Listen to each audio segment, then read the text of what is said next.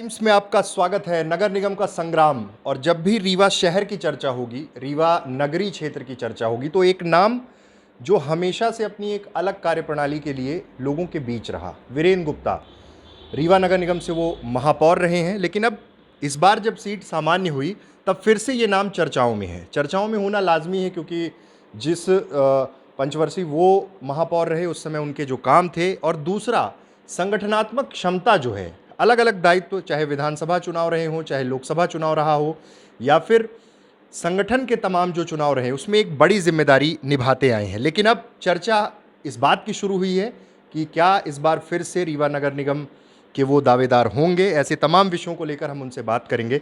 सबसे पहली बात तो, जब आप नगर निगम के महापौर थे तो अमूमन ये होता है कि कुछ ऐसी चीज़ें रह जाती हैं जो लगता है कि शायद और समय मिलता तो इन चीज़ों को मैं कर पाता, या उस समय के जो आपके द्वारा किए गए काम थे वो प्रमुख 3 काम क्या थे? देखिए, जब रीवा नगर निगम में मैं मेयर बन के आया, उसके तत्काल पूर्व तक मध्य प्रदेश में कांग्रेस की सरकार होती थी। जब हम लोग यहाँ चुनकर आए तो हम लोगों के सामने सबसे बड़ी चुनौती थी सड़क, बिजली और पानी की। पूरे मध्य प्रदेश के साथ साथ रीवा शहर की सड़कों की इतनी बदतर हालत थी कि जनता को ये समझ भी नहीं आता था कि सड़क है कि गड्ढा है कि गड्ढे में सड़क है। तो हम लोगों के लिए सबसे बड़ी चुनौती आई कि रीवा शहर के प्रत्येक गली खड़ंजे को और प्रत्येक मेन रोड को कंक्रीट करके बनाना। और आज जो रीवा महानगर की ओर अग्रसर है और रीवा की गलियों के निर्माण का जो चक्र चला, वो सन 2004-5 से शुरू हुआ, वो निरंतर जारी है। और उसी का परिणाम है कि आज रीवा को लोग महानगर के रूप में देख रहे हैं। और उसी का एक परिणाम तो अभी देखिए, चुरहटा से रतहरा बाईपास, उसमें जब लोग निकलते हैं तब लोगों को लगता है कि क्या रीवा बड़े शहर की ओर बढ़ गया। आपने कहा रीवा में बड़ी 3 चीज़ें, तो निश्चित तौर पे एक तो आपको हम ध्यान में लाना चाहते हैं कि रीवा की आस्था का प्रतीक चिन्ह था हमारा रानी तालाब मंदिर। जहाँ पर माँ जगदम्बा विराजमान थी, वहाँ के तालाब को इतना गंदा और प्रदूषित किया गया था और उसके मंदिर के चारों तरफ अतिक्रमण कर दिया गया था। उस मंदिर को हम लोगों ने आदरणीय राजेंद्र शुक्ल जी के नेतृत्व में, हम लोगों ने, चूँकि उस समय वो विधायक थे, मंत्री थे, उनके नेतृत्व में हम लोगों ने उसको काम को शुरू किया। और लगभग जो भी अतिक्रमण थे उनको पहले अतिक्रमण मुक्त कराया। अतिक्रमण मुक्त बस नहीं कराया, जो अतिक्रमणकारी थे उनको हमने मकान भी दिया, और मकान में उनको शिफ्ट करने के बाद हमने मंदिर का वहाँ निर्माण कराया, तालाब के निर्माण कराया। आज रीवा को वो आस्था का प्रतीक, मतलब माँ जगदम्बा के कारण आज रीवा का वैभव बढ़ रहा है। रानी तालाब जो कभी प्रदूषित होता था, प्रदूषित जल से लोग माता को स्नान कराते थे, आज वहाँ पर शुद्ध जल है। ये रीवा के लिए निश्चित तौर पर श्रद्धा के साथ देखें, रीवा के डेवलपमेंट के लिए देखें। आज वहाँ पर्यटक जा रहे हैं, आज वहाँ वोटिंग हो रही, तो ये सारी चीज़ें एक तो हुई।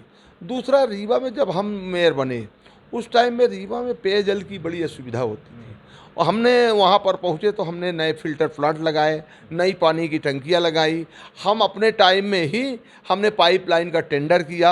आपने एक चीज़ साथ में कही कि आपको क्या कशिश रही, कशिश उसके साथ यही जुड़ गई कि जब पाइपलाइन का अपन ने टेंडर किया, उसी समय हमारा टेन्योर समाप्त हो गया। लेकिन हमारे ही मेयर आए और उन्होंने पाइपलाइन के बिछाने का कार्य निरंतर जारी रखा। उसके बाद आप देखिए, रीवा में कहीं भी शौचालय की सुविधा नहीं थी। कांग्रेस बात करती है, कांग्रेस के इतने दिनों तक शासन था पूरे मध्य प्रदेश में, पूरे केंद्र में, लेकिन एक शौचालय नहीं होता था। रीवा शहर में हमने ये सुलभ शौचालय का कॉन्सेप्ट यहाँ पर हम आदरणीय राजेंद्र शुक्ल जी के नेतृत्व पे लाए। जगह जगह पर हमने सुलभ शौचालय बनाए। आज लोगों को हर जगह कहीं भी अगर बाहर का परदेशी आता है तो उसको भटकना नहीं पड़ता। मार्केट में, बस स्टैंड में, आसपास शहर के चारों तरफ उसको बनाने का काम हमने शुरू किया, और वो निश्चित तौर पर आज बनकर कंप्लीट है। तो आपने 3 तो कहा, अब उसके आगे की बात करें तो हमने उस समय पार्कों का भी सौंदर्यीकरण का काम हमने किया था।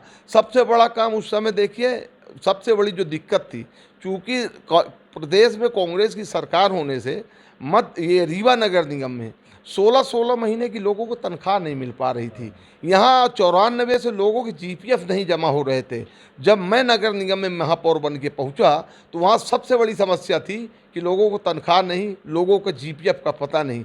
हम लोगों ने आदरणीय राजेंद्र शुक्ल जी से आग्रह किया, राजेंद्र शुक्ल जी के नेतृत्व में हम लोग आगे बढ़े और माननीय बाबूलाल जी गौर, उन्होंने चूँकि वो नगरीय प्रशासन के बहुत बड़े जानकार हैं, वो मुख्यमंत्री भी थे, उन्होंने तत्काल उस समस्या को सुना और चुंगी क्षतिपूर्ति रीवा की बढ़ाई, जिसका परिणाम है कि नगर निगम का 16 महीना का जो पेंडिंग का वेतन चल रहा था वो हमने लाइन अप किया।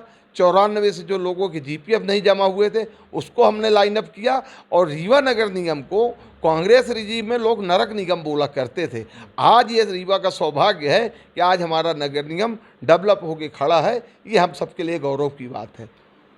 संगठन में भी तमाम महत्वपूर्ण दायित्व आप निभा चुके हैं। मेयर रहे, मेयर के बाद एक लंबा समय, कई बार लोगों के अंदर होता है कि पॉलिटिकल जर्नी है तो अब सीधे अगला चुनाव लड़े या तमाम चले, लेकिन वो पेशेंस, वो धैर्य कि जो दायित्व पार्टी ने दिया उसी दिशा में आगे बढ़ गए। लंबा समय हो गया, बीच में नहीं लगा कि कोई चुनाव लड़ना चाहिए या मांग रखनी चाहिए? देखिए, हम भारतीय जनता पार्टी के कार्यकर्ता हैं, उसके भी पहले हम संघ के बाल स्वयंसेवक हैं। हम लोगों का एक ही ध्येय है कि भारत को परम वैभव तक ले जाना है। उस परम वैभव में हमारी क्या भूमिका हो सकती है, ये हमारा संगठन भली भांति तय करता है। हम भारतीय जनता पार्टी में स्थानीय समिति के सदस्य से लेकर पार्टी के नगर मंत्री, नगर महामंत्री, नगर अध्यक्ष, जिला महामंत्री, जिला उपाध्यक्ष, प्रदेश मंत्री बीजेपी रहे, व्यापारी प्रकोष्ठ में व्यापारी प्रकोष्ठ के जिला अध्यक्ष और प्रदेश सह संयोजक रहे, कभी शहडोल के प्रभारी रहे, तो वर्तमान समय में मैं जबलपुर का प्रभारी हूँ। कभी यूपी चुनाव में भेज दिया जाता है, कभी बिहार चुनाव में, लेकिन ईश्वर की कृपा है और कार्यकर्ता भाव के नाते जहाँ भी पार्टी ने भेजा वहाँ पर हम सफल रहे। 2018 के विधानसभा चुनाव में हमको पूरे रीवा संभाग का कार्यकर्ता सम्मेलन का संभागीय संयोजक पार्टी ने नियुक्त किया। हमने 2200 विधानसभा में हमने कार्यकर्ता सम्मेलन कराए और उसका परिणाम भी ईश्वर की कृपा से अपने मतलब प्रदेश नेतृत्व, केंद्रीय नेतृत्व और रीवा के नेतृत्व का उसमें मिला जुला ताकत थी कि आम लोग रीवा के मतलब बिंद में अपने रीवा संभाग में 22 में से 19 सीटें जीते और रीवा की 8 की 8 सीटें हम लोग जीते। ये भारतीय जनता पार्टी के कार्यकर्ता की ताकत है। उसमें हर कार्यकर्ता, चूँकि हमारे यहाँ हमको क्या मिलेगा, ये मानव स्वभाव है, हमारे मन में इच्छा हो सकती है, लेकिन उसको हम इतनी स्तर पर नहीं ले जाएंगे कि हमारा पार्टी से नाता खत्म हो जाए। इसलिए भारतीय जनता पार्टी कार्यकर्ता आधारित दल है और पार्टी में हमारे कहा जाता है कि एक एक कार्यकर्ता को हजार हजार आंखें देखने वाली हैं। उसका जब जहाँ पर जैसा उपयोग हुआ उसका हम उपयोग करेंगे। इसलिए हम भारतीय जनता पार्टी में कार्यकर्ता हैं। और हमको ये बात, एक बात और आपसे हम कह दें कि जब हम लोगों ने पार्टी का काम शुरू किया था तब तो हम लोगों ने कल्पना भी नहीं की थी कि हमारे पंच से लेकर प्रेसिडेंट तक भारतीय जनता पार्टी के होंगे। उस ज़माने का हमको लोगों को याद है कि हम ही माइक लगवाते थे, हम ही दरी बिछा लेते थे, हम ही 5 लोग भाषण करते थे। लेकिन आज भारतीय जनता पार्टी का वैभव दिखता है। विश्व की सबसे बड़ी पार्टी अगर कोई है तो भारतीय जनता पार्टी है। आज 18 करोड़ से ज़्यादा हमारे सदस्य हैं। आज हमारा वो वैभव दिख रहा है। हिंदुस्तान में जगह जगह हमारी राज्य सरकारें हैं, हमारी केंद्र में लगातार सरकार है और वो भी स्पष्ट बहुमत वाली सरकार है। और उसी का परिणाम है कि जिसके लिए भारतीय जनता पार्टी में हम लोग आए थे, जो आइडियालॉजी लेके चले कि हम कश्मीर हमारा है ना, उसको हम लोगों ने धारा 370 हटाना है, उसको हमने काम किया। हम लोग सदा नारा लगाते रहे, जहाँ हुए बलिदान मुखर्जी वो कश्मीर हमारा है। आज उसको हम परिपूर्ण होते देखते हैं तो हमको अच्छा लगता है। हम लोगों ने राम मंदिर के लिए कहा था कि सौगंध राम की खाते हैं, मंदिर भव्य बनाएंगे। आज हम लोगों को सौभाग्य मिला है कि आज हमारे जीते जी हमारे जो सौगंध हमने खाई वो चरितार्थ हो रहा। ये भारतीय जनता पार्टी की उपलब्धि है। आगे देखिए, अभी अपन सिविल कोड में हम लोगों ने बात की है, वो भी पूर्ण होगा, क्योंकि हम लोग इसी उद्देश्य को लेकर पार्टी में हमने काम करना शुरू किया। वो आज सब पूर्ण हो रही। रीवा नगर निगम की ओर आते हैं।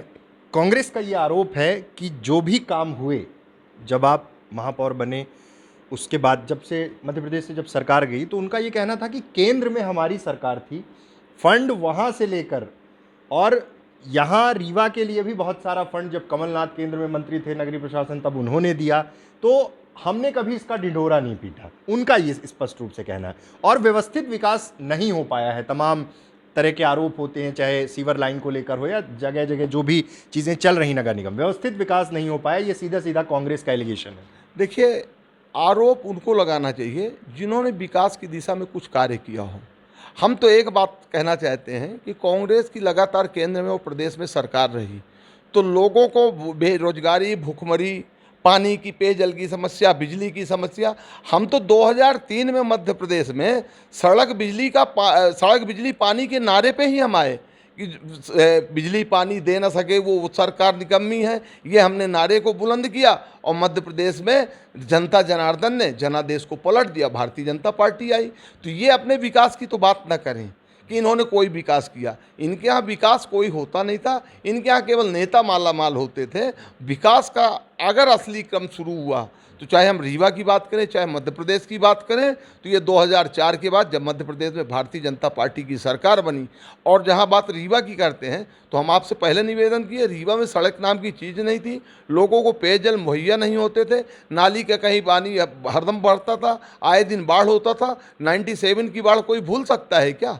97 में जो बाढ़ आई थी वो नालियों का बैक वाटर तो ही था। आज देखिए, भारतीय जनता पार्टी लगातार काम कर रही है। जहाँ जहाँ हमको लगता है कि हमको शहर को और अच्छा बनाना चाहिए, उस दिशा में हम काम कर रहे हैं। अब ये बात तय है कि 70 साल उन्होंने नहीं किया, आज वो भारतीय जनता पार्टी, आज रीवा जनता नगर की जनता को मालूम है कि हमारे जो शुरू में 2 महापौर हुए तब कांग्रेस रिजीम होती थी। ये जो कह रहे हैं कि हमारी केंद्र में और प्रदेश में सरकार होती थी, उसका जवाब हमारा है कि जब हमारे 2 महापौर आदरणीय राजेंद्र जी ताम्रकार और स्वर्गीय श्रीमती आशा सिंह जी जब हमारी महापौर थी, उस टाइम में मध्य प्रदेश में कांग्रेस की सरकार होती थी। पैसा नहीं देते थे, पैसे के लिए संघर्ष करते थे, हमारे मेयर जाकर वहाँ आंदोलन, धरना, प्रदर्शन करते थे। उस ज़माने में अगर कोई 50,000 की सड़क बन जाती थी तो लोगों को लगता था कि बड़ा काम हो गया। लेकिन हमारे धन्य है वो हमारे महापौर राजेंद्र जी और आशा सिंह जी कि उन्होंने संघर्ष करके फिर भी काम करना प्रारंभ किया।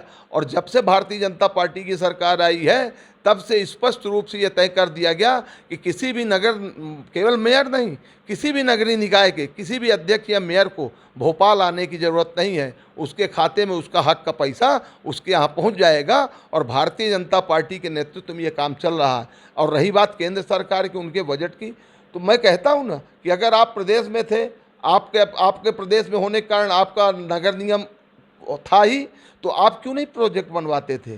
प्रोजेक्ट बनाना तो 2004 के बाद शुरू हुआ, जब वीरेंद्र गुप्ता यहाँ के महापौर थे और माननीय राजेंद्र शुक्ला जी रीवा से विधायक और मंत्री थे, तब हम लोगों ने बड़े बड़े प्रोजेक्ट बनाए। उन प्रोजेक्टों के कारण ये पाइपलाइन आई, ये हमारा रिवर फ्रंट आया, ये हमारा रानी तालाब आया और हमारे यहाँ पेयजल की सुविधा बढ़ाने का काम किया। हम लोगों ने उस दिशा में काम किया है, इसलिए ये सब हुआ है। कहने से नहीं होता, कहने को आपकी सरकार तो 70 साल रही तो, लेकिन आप पाकिस्तान से गिड़गिड़ाते थे। आज हमारी सरकार है, हम पाकिस्तान के अंदर घुसकर पाकिस्तानियों को मारते हैं। आज हमारी सरकार है, डोकलाम में हम चाइना के सैनिकों को भगा देते हैं। आपकी सरकार ने क्या किया? हिंदी चीनी भाई भाई का नारा देके हजारों वर्ग मीटर हिंदुस्तान की ज़मीन को चाइना को देने का पाप अगर किसी ने किया, कांग्रेस पार्टी ने किया है। ये उस दौर की बात है जब बीजेपी में बहुत कम कार्यकर्ता थे और जैसा वीरेंद्र गुप्ता जी ने बताया कि उन्हें उम्मीद नहीं थी कि आज हमारी पार्टी जिस शिखर पर है, उस दौर में ये उम्मीद नहीं की थी। रीवा के महापौर रहे, एक विकासवादी सोच के साथ आगे बढ़े, लेकिन अब फिर से ये चर्चा शुरू हो गई है कि अगर सीट सामान्य हुई तो क्या इस नाम पर विचार किया जा रहा है। हालांकि ये फैसला बीजेपी को करना है, लेकिन जनता के बीच में ये बातें स्पष्ट रूप से आने लगी हैं कि कहीं फिर से एक बार वीरेंद्र गुप्ता को महापौर प्रत्याशी के रूप में बीजेपी उतार सकती है। बहुत बहुत धन्यवाद।